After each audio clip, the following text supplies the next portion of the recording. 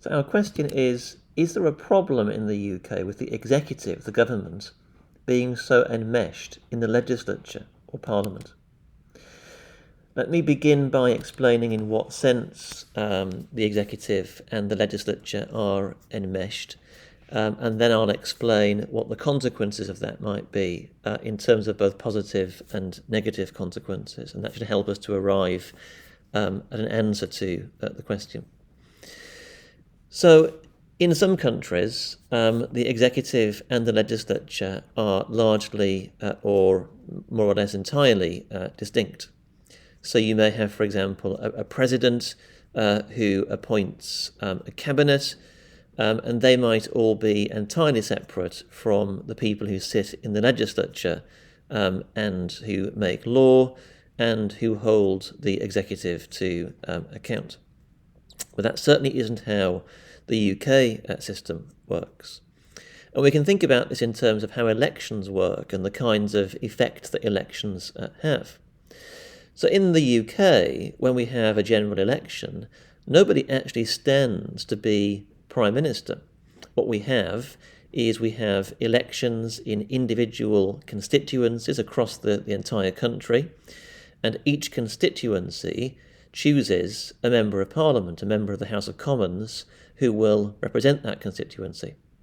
Now, almost invariably, the people who are elected as MPs are members of political parties. And by convention, the Queen invites the leader of the party with an overall majority, which there usually is, in other words, a party that gets more than half the seats. The Queen invites the leader of that party to be the Prime Minister. The Prime Minister then chooses from among his MPs or her MPs, and occasionally members of the House of Lords. The Prime Minister then chooses cabinet ministers and junior ministers, of whom there are roughly 100, and they form the government.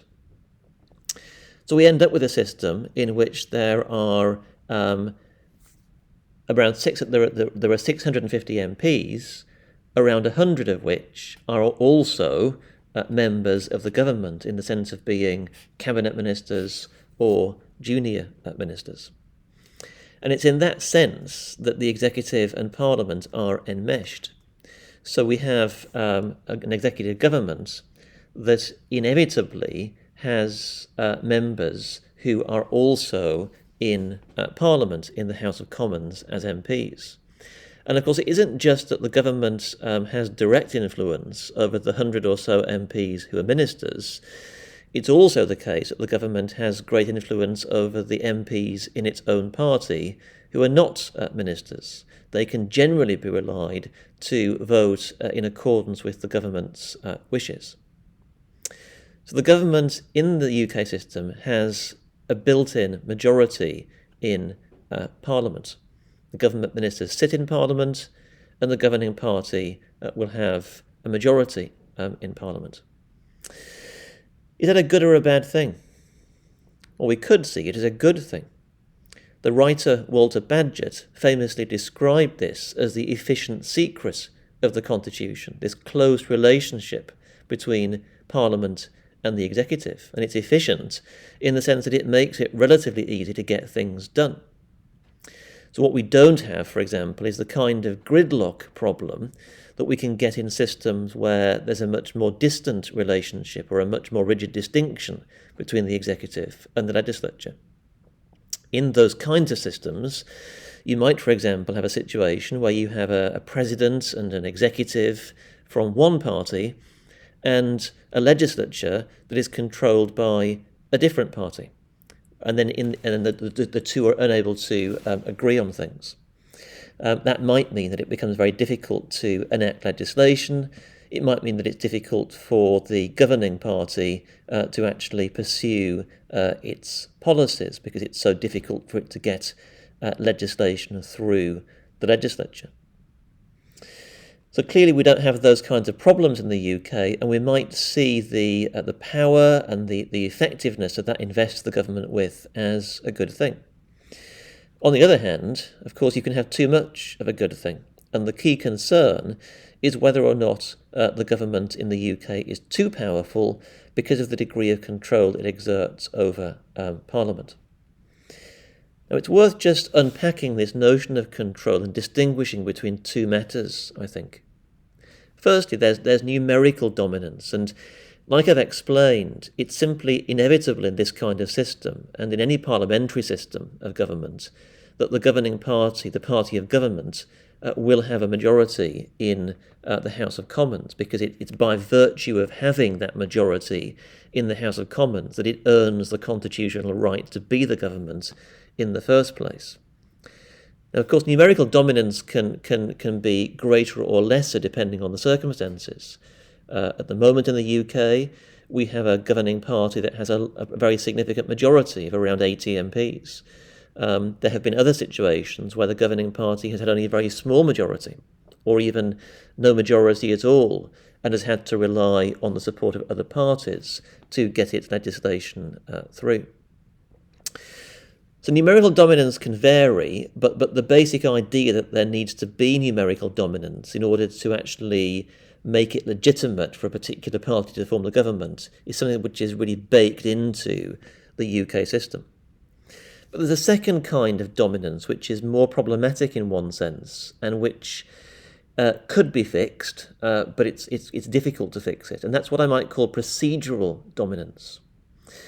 One of the most surprising things about the House of Commons is that although it is a part of Parliament, and in that sense is independent of the government, in fact, the government largely controls how the House of Commons uses its time in terms of what is debated and what business is considered in the House of Commons.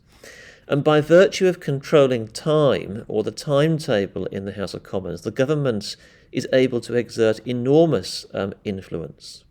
And that really can get in the way of Parliament doing the kinds of things that we would expect of it in terms of holding the government to account. Because we have this paradoxical situation where, although it's meant to be Parliament that's holding the government to account, the government in a sense holds all the cards, or at least holds a lot of the cards, by virtue of having so much control over what Parliament does and how much time it spends doing it. So one of the most significant changes that could be made to Parliament in terms of rebalancing the power between government and Parliament is not removing this issue of numerical dominance, which, if we were to address that, would require our entire system of government to be rethought, but rather to address this issue of procedural dominance. Now, there have been some modest changes in recent years, whereby opposition parties and backbench MPs, in other words, MPs who are not ministers, are able to put things onto the agenda more readily than they were before. But broadly speaking, the government's procedural dominance over Parliament is something which still exists. So is it a bad thing that the government and Parliament are so enmeshed? Well, in one sense, it's an inevitable thing in a system of government like this one, which could be addressed only by really rethinking the whole system. But at a more granular level, there are these, in one sense, rather very dry-sounding, but actually really practically imperative questions about procedure and control of the timetable, which could be addressed in a way that would significantly change things and would improve the balance of power between the government and Parliament. So I think it is problematic that we have this rather imbalanced relationship. There is a solution to it, but it's a solution which is hard to implement because, of course, to begin with, you would need to have a majority in favour of that change, and it's hard to imagine a governing party that would want to support that kind of change, because it would mean that it would then be giving itself a harder time. And that, I think, explains why these problems are so intractable, because it's never really in the majority's interests to make Parliament better at holding the government to account.